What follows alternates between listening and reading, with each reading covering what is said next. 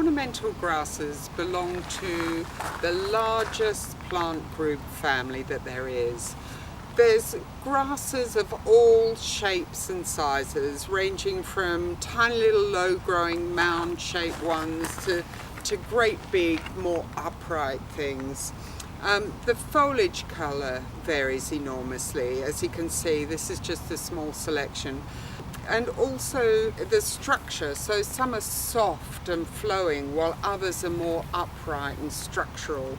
You'll also find that some are evergreen while others die back in the winter, deciduous grasses.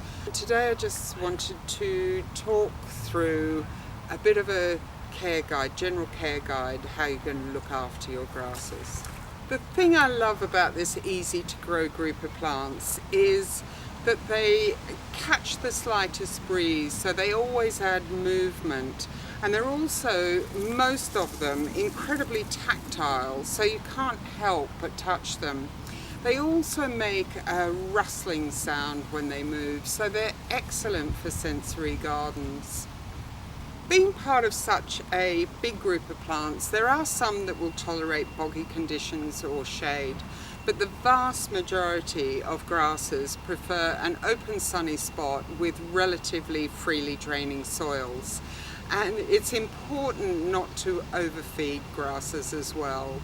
Once established, they're going to become quite drought tolerant and very low maintenance on the whole. Being such low maintenance plants, I find that mine only need a spruce up once a year. The deciduous plants I leave uncut, intact, because you'll often find that these flower heads will remain throughout the winter and look absolutely incredible, backlit by a low sun or even early mornings when they're covered in a heavy frost. So I leave mine, and then in spring, just as the first new foliage is starting to come through from the base, then they'll get a short back and sides, cutting them almost to the base, but taking care not to damage that newly emerging foliage. The evergreens are even easier to look after.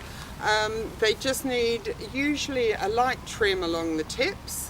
And the best way to do that, particularly with these soft foliage ones, is just pull them up like you would a ponytail and snip off the ends there.